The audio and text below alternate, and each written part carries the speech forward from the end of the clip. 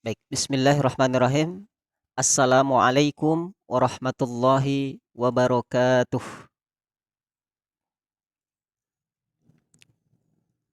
Alhamdulillahirabbil alamin.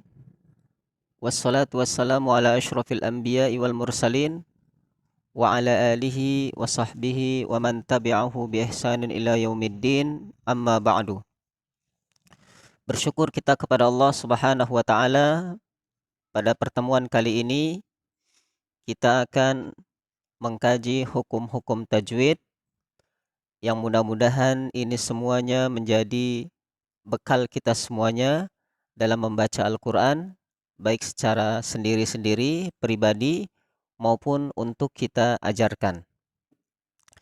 Jamaah yang dimuliakan Allah Subhanahu wa taala, untuk saat ini kita fokus kepada hukum nun sukun dan tanwin terlebih dahulu.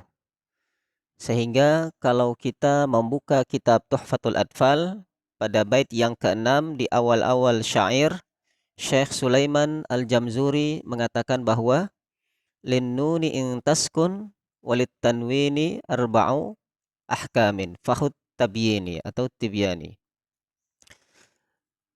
Maka pada kalimat ini kita sebagai orang yang mengajarkan tajwid atau mempelajari ilmu tajwid harus paham bahwasanya hukum nun sukun yang pertama yaitu ada idhar, fal awal al idhar. Jadi ada 4 hukum bacaan nun sukun atau tanwin ketika bertemu dengan 28 huruf hijaiyah. Fal awwalul idharu qabla ahruf. Yang pertama kata Syekh Sulaiman Al-Jamzuri yaitu al-idhar.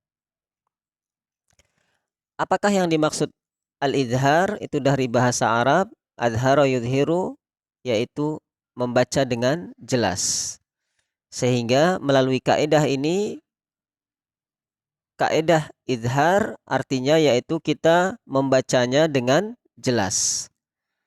Apa saja huruf-hurufnya? Lil halqi sittin rutibat fal ta'rifi. Jadi ada 6 huruf.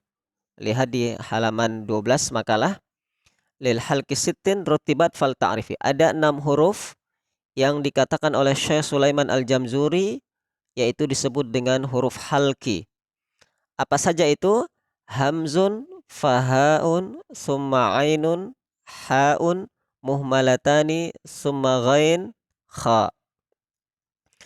Jadi huruf idhar yang kita pahami adalah huruf yang keluar dari tenggorokan.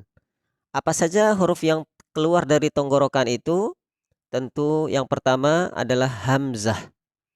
Ya, baik itu yang sifatnya hamzah al-wasal, hamzah atau alif yang berada pada awal kalimat ataupun di pertengahan kalimat ketika bertemu dengan tanwin ataupun nun sukun, maka harus kita baca jelas.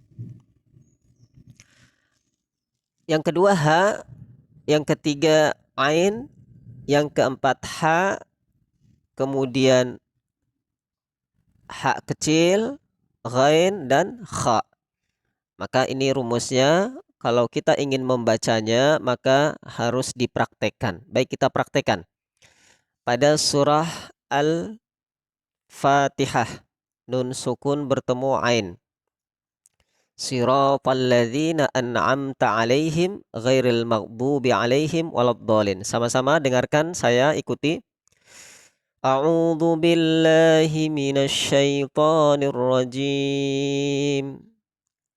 Siratal ladzina an'amta 'alaihim. Sama-sama 1 2 3. Siratal ladzina an'amta 'alaihim ghairil maghdubi 'alaihim waladdallin. Nah, maka kita pahami bahwa Syekh Sulaiman Al-Jamzuri mengajarkan kita melalui kitabnya Tuhfatul Atfal yaitu bahwa kalau ada nun sukun bertemu ain pada contoh surat Al-Fatihah ayat 7 ini, maka kita membaca jelas. Tidak boleh kita dengungkan, misalkan an'amta, tidak boleh. Tapi harus kita baca an'amta, nunnya itu jelas. Jadi yang dimaksud idhar di situ adalah jelasnya nun sukun atau tanwin yang berada sebelum huruf ain dan huruf-huruf yang 6 dari huruf-huruf halqi. Disebut halqi sehingga kita mengenalnya dengan idhar halqi. Nanti berbeda dengan idhar syafawi. Ini tentu perbedaan yang harus kita pahami pada pelajaran selanjutnya.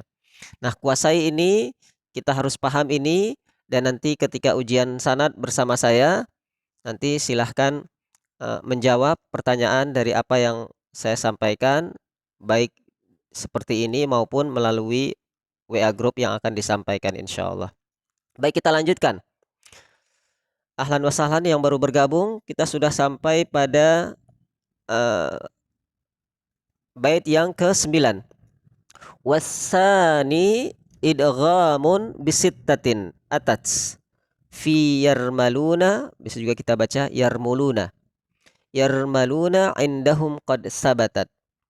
Jadi dalam bahasa Arab kalau ada alif lam maka itu disebut dengan yang ke, maka wasani yang kedua. Jadi nanti kita ajarkan kepada murid-murid kita. Kalau murid kita umurnya masih 12 tahun ke bawah, tentu tidak perlu mendalami secara mendetail bahasa Arabnya. Tapi kalau sudah 12 tahun ke atas, tentu kita bisa sambil mengajarkan bahasa Arab dan juga sambil mengajarkan hukum-hukum nahwu, sorof, kemudian sambil mempelajari tajwid bisa juga diajarkan bahasa Arab yang kaitannya dengan nazam-nazam pada kitab Tuhfatul Atfal ini. Apalagi kita sebagai pembimbing atau pembina atau guru di sebuah lembaga, maka harus menguasai secara maksimal apa yang kita ajarkan. Baik, kita lanjutkan. Wasani idghamun. Yang kedua, kata Syekh Sulaiman Al-Jamzuri. Jadi Syekh Sulaiman Al-Jamzuri ingin mengajarkan kita 1000 tahun yang lalu bahwasanya idgham bisittatin atat. Setelah idhar yaitu idgham. Nah, idgham di sini tentu memasukkan secara mendengung. Idgham, jadi idgham bigunnah. Yang pertama tentu bigunnah. Jadi idgham kalau secara bahasa hanya memasukkan. Ketika nanti kita mengenal bigunnatin, nah nanti baru kita mengenalnya pada halaman bait setelah bait ini. Atats bisittatin atats fi yarmaluna indahum qad sabatat. Jadi ada 6 huruf idgham karena Syekh Sulaiman Al-Jamzuri menggabung antara idgham bigunnah dan idgham bila gunnah. Kalau idgham bigunnah maka cukup ya, nun, mim, wawu. Nah, dan kalau ada idgham bila gunnah maka ditambah huruf lam dan ro. Kenapa disebut sittah?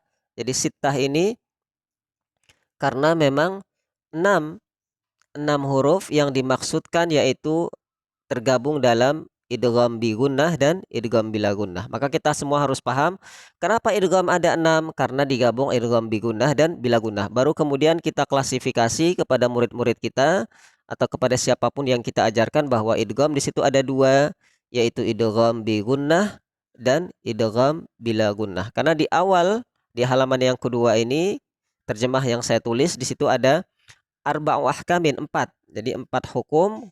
Tentu kalau kita lihat sekilas kenapa tidak 5? Karena Syekh Sulaiman Al-Jamzuri menggabungkan antara idgham bi gunnah dengan idgham bila gunnah. Jadi kalau sudah digabung maka menjadi 4. Nah, jadi yang kita ketahui selama ini hukum nun sukun atau tanwin bertemu huruf hijaiyah ada 5, maka jangan sampai kita merasa ada yang baru ini ternyata 4. Tidak, ini hanya pengklasifikasian saja. Kalau klasifikasi penggabungan idgham maka itu menjadi 2 menjadi 1, sehingga idgham itu cukup disebut yang kedua. Kita lihat syair setelahnya, syair ilmiah bait nazam selanjutnya yang ke-10. Lakinnaha qismani qismun yudghama fihi bigunnatin biyanmu qad ulima. Biyanmu ulima. Jadi ketika kita membagi lagi, maka ada dua qismani. Jadi qismun, qismani, aqsamun. Jadi kalau qismani berarti ada dua bagian. Nah, dua bagian itu apa saja? Dua bagian tentu yang disebut dengan bigunnatin, yang didengungkan. Jadi kalau gunnatin berarti didengungkan. Contoh misalkan bertemu dengan huruf ya, nun, mim, waw. Ketika bertemu dengan huruf ya, maka langsung kita masukkan dengan mendengung. Contoh, wa minan nasi may yaqulu.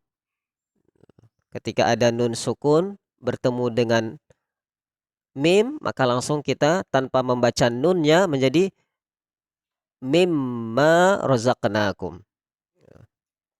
Min waraikum. Nah, itu juga bisa. Nah, ketika kita nanti mengajarkan murid-murid kita, tentu nanti kita siapkan papan tulis sehingga papan tulis itu bisa lebih memperjelas kepada penjelasan kita. Sebagai guru kita harus paham dulu sumbernya dari mana, yaitu sumbernya kitab Tuhfatul Atfal pada bait yang ke-10 di situ tentang idghamun. Baik jamaah yang dimuliakan Allah Subhanahu wa taala, kita masuk selanjutnya illa idza kana bikalimatin atau kita baca bikilmatin. Fala tudghim kadunya summa sinwan tala. Nah, untuk idgham bi gunnah ini ada pengecualian. Jadi kita kalau mengenal huruf pengecualian maka disebut illa. Contoh kalimat la ilaha illallah. Jadi kalau illa itu artinya kecuali. Illa kecuali pada kalimat yang itu ada dua kalimat sinwanun dan dunya. Kalau ada satu kalimat maksudnya nun sukun bertemu ya. Kita lihat itu Al-Baqarah Rabbana atina fid dunya hasanah wa fil akhirati hasanah. Maka kita membaca dunya bukan duya. Nah, ini cara mengajarkannya tentu kita langsung mempraktekkannya di depan murid-murid kita. Jangan sampai kita hanya memberikan teori saja, tapi langsung dipraktekkan membuka surah Al-Baqarah atau surah-surah yang lainnya. Di situ ada kalimat dunya. Famal hayatud dunya illa mata'ul gurur. Misalkan pada kalimat yang lain, Rabbana atina fid dunya hasanah. Jadi kalimat dunya di situ tidak kita idghamkan, tapi kita baca idhar wajib. Maka keluar kaidah ini disebut dengan idhar wajib. Selanjutnya wasani idghamun bi ghairi gunnah. Syekh Sulaiman Al-Jamzuri mengajarkan kepada kita semuanya bahwa yang kedua itu adalah idgham bi ghairi gunnah. Jadi apa saja hurufnya fil lam war ra summa karrirannah. Jadi di sini yang dimaksud idgham bila gunnah ada dua huruf. Jadi huruf lam dan ra. Nah, yang dimaksud dengan karironnah itu ditakrirkan, jadi bergetar. Jadi bergetar, tapi getarannya itu jangan berlebihan. Contoh, mir rabbikum. Man la yasumu, contoh. Man la yadhuku, contoh. Nah, itu harus kita siapkan contoh-contohnya. Maka nanti pada akhir ujian nanti, di akhir pembelajaran ini, setelah 1 minggu kurang lebih nanti kita ada ujiannya, maka yang saya sampaikan ini dicatat, direkam, nanti kita share rekamannya, makalahnya dikuasai, buku panduannya dikuasai sehingga nanti ketika ujian bisa menjawab semuanya dengan mudah agar pemahaman bisa sempurna dan menjadi ilmu yang diamalkan oleh murid-murid kita semuanya insyaallah. Baik jamaah yang dirahmati Allah Subhanahu wa taala, wasalis. Ini kita belajar berhitung dengan bahasa Arab juga. Wasani, wasalis. Jadi kalau ada alif lam di situ artinya yang ke. Kita tidak mengatakan salasah tapi wasalis. Al-faslus salis, bagian yang ketiga. Tapi kalau ada ta marbutoh, al-madrasatu as-salisatu. Harus kita sesuaikan kalau kita mempelajarinya dari segi bahasa. Baik, wasalisul iqlab indal ba. Jadi kita bisa lihat makalah Wasalisul iqlab indal ba, berarti itu maksudnya adalah setelah kita mengetahui yang kedua dari idgham, maka kita bisa langsung melihat kepada yang ketiga. Nah, yang ketiga itu apa saja? Yang ketiga itu tentunya al-iqlabu 'indal ba, yaitu huruf iqlab pada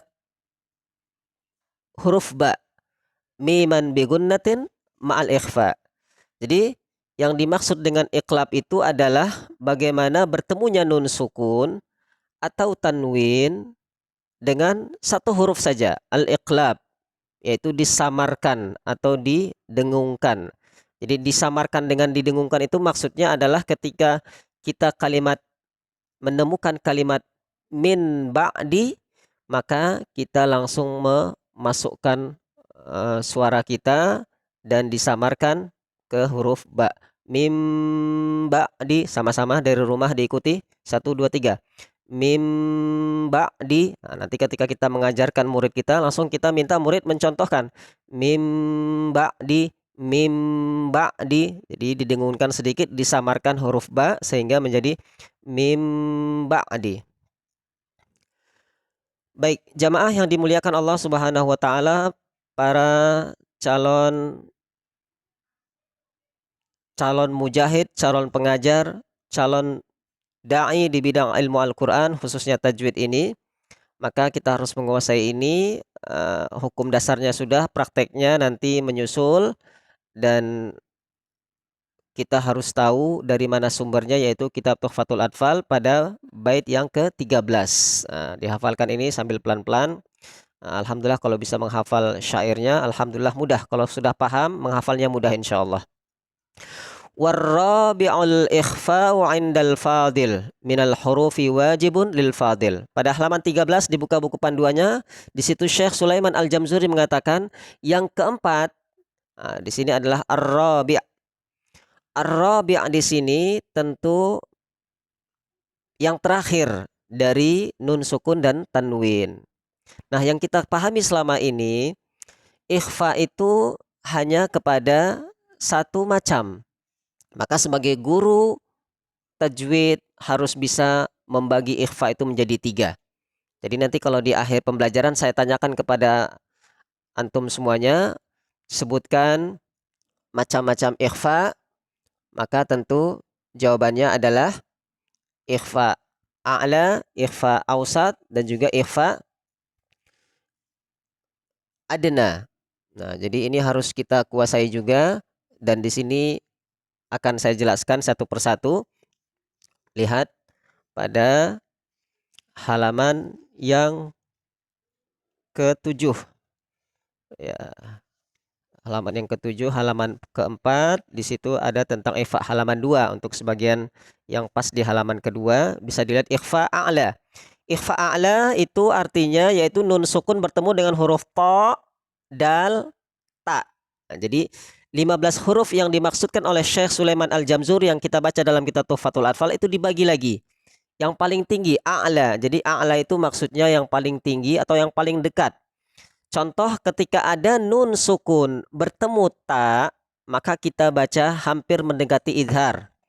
Contoh anta fa anta lahu tasadda. Baik, ikuti saya. Digabungkan dua huruf tersebut, nun dan ta, sehingga tidak kita baca ng tapi nt, anta. Jadi dibuat sesamar mungkin antara n dan huruf t. Anta, sama-sama. 1, 2, 3.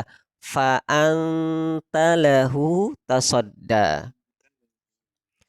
Ya, fa anta lahu tasadda. Nah, ada ulama yang mengatakan hampir sama dengan idhar. Ya benar, karena memang ini yang paling tinggi, samarnya paling tinggi. Apa saja hurufnya? Huruf ta, huruf po, dan huruf dal. Inda rabbikum. Sama-sama, 1, 2, 3. Inda rabbikum. Ya. Kemudian kalau huruf ta, tabaqan an tabaq. 1, 2, 3.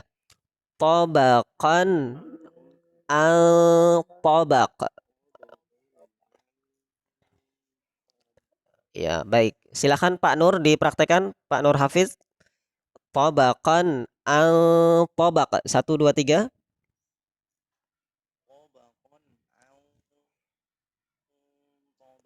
Ya, alhamdulillah. Ibu Reni sudah bergabung. Silakan satu ikhwan satu akhwat. Ibu Reni silakan. Ibu Ismiati boleh.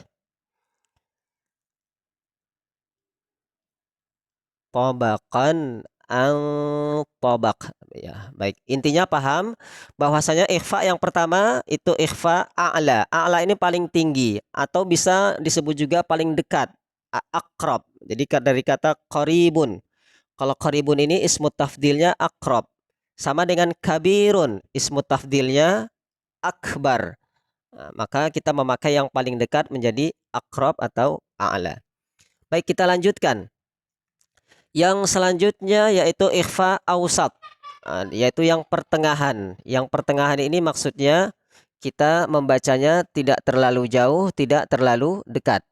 Nah, baik, kita praktekkan langsung. Itu hurufnya apa saja? Selain huruf ta, dal, kemudian ta, dan juga selain huruf yang jauh. Huruf yang jauh itu apa saja? Qaf dan kaf. Selain yang jauh itu huruf qaf dan kaf. Apa saja ikhfa ausat itu hurufnya?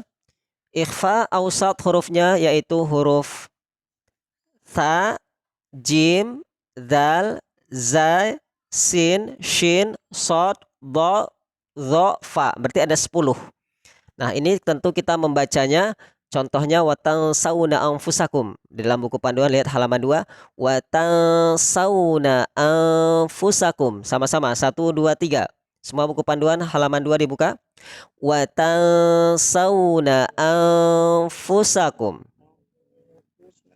Nah, di sini maksudnya adalah kita harus lebih fokus kepada memasukkan dua huruf, yaitu huruf nun dan sin itu digabung, diikhfakan, disamarkan. Watan sauna anfusakum, tapi tidak terlalu jauh, tidak terlalu dekat. Berbeda dengan ikhfa adna. Ikhfa adna tentu ini yang paling paling jauh atau kita sebut dengan paling bagian bawah. Yaitu kita sebut dengan ab'ad. Jadi dari kata-kata ba'id, ab'ad. Apa saja contohnya? Minkum. Dalam surat Al-Baqarah ayat 183. Kama kutiba 'alal ladzina min qablikum la'allakum tattaqun. Ya ayyuhalladzina amanu kutiba 'alaikumusiyam kama kutiba 'alal ladzina min qablikum la'allakum tattaqun. Tidak ada di situ. Coba siapa yang bisa memberikan contoh? Nun sukun bertemu huruf qaf atau kaf. Silahkan dilafazkan. Nun sukun bertemu qaf atau kaf. Ya, min qablikum, benar. Karena ini paling jauh, maka kita membacanya sejauh mungkin, tapi bukan NG. Kesalahan kita, pemahaman kita selama ini NG. Jadi tidak ada NG. Min qablikum, tidak juga. Min qablikum. Meskipun itu memang cenderung NG, tapi bukan ND. Sama-sama, praktekan. 1, 2, 3. Min qablikum. Ya, alhamdulillah. Min qablikum. Baik. Baik, Bapak Ibu yang dirahmati Allah Subhanahu wa taala, untuk saat ini pembahasan tentang nun sukun insya Allah mudah. Sebelum kita masuk kepada mim sukun, mungkin kalau ada yang bertanya, kalau ada yang ingin menambahkan atau ingin memberikan contoh, silahkan. Jadi untuk nun sukun dan tanwin bertemu dengan huruf hijaiyah sudah kita mulai dari jam 2 tadi. Alhamdulillah, ahlan wa sahlan baru yang bergabung. Nanti ini rekamannya kita kirim di grup. Dan silahkan dibaca pelan-pelan buku panduannya dan dipraktekkan. Dan syukur-syukur bisa diajarkan karena ilmu ini insya Allah bermanfaat. Amin ya Allah ya Rabbal Alamin. Ya, in kuntum. Ya, ada yang bertanya, ya. Ketika ada yang bertanya ini in kuntum berarti tentu ada dua hukum di situ. Yang pertama nun sukun bertemu kaf dan yang kedua nun sukun bertemu ta. Nah, tentu kita membacanya yang satu itu adalah jauh, yang satu adalah dekat. Siapa yang ingin mempraktekkan? Coba dibedakan antara nun sukun bertemu kaf dengan nun sukun bertemu ta. Baik, silakan Pak Nur Hafid.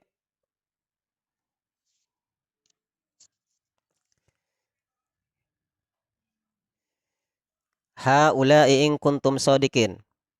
In kuntum.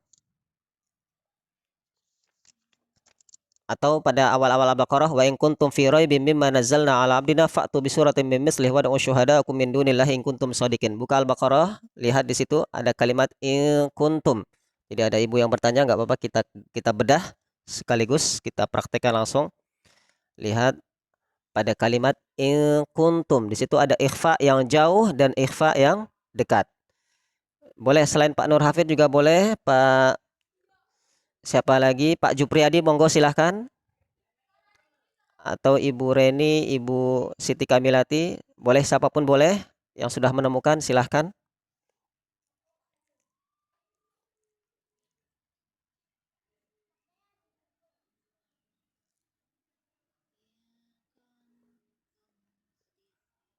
Ya, ini Ibu siapa namanya nih Ibu? Ya, silahkan Ibu. Dipraktekkan. Apakah Ibu pegang Quran sekarang? Ya, enggak apa-apa. Jadi kalau megang Quran, usahakan dalam bersuci ya. Kalau kita dalam majelis ilmu ini meskipun tidak diharuskan berwudu, tapi kalau kita memegang Quran, imam yang empat itu memerintahkan kita untuk bersuci, berwudu paling tidak. Kecuali kita tidak pegang mushaf, tidak apa-apa. Jadi Imam Maliki, Hambali, Ahmad juga itu semuanya mewajibkan. Baik, silahkan Ibu, dipraktekkan Ibu. In kuntum.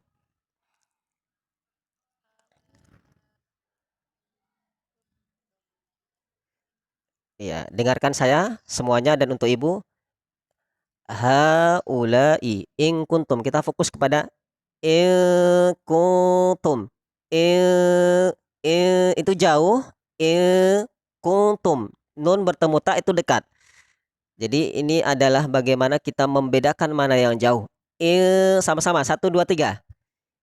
I, bukan ng tapi n ketemu ke kaf. I, kuntum. Kuntum. Nah, itu harus bisa dipraktekkan oleh Bapak Ibu semuanya. Kuntum. Ya, bagus.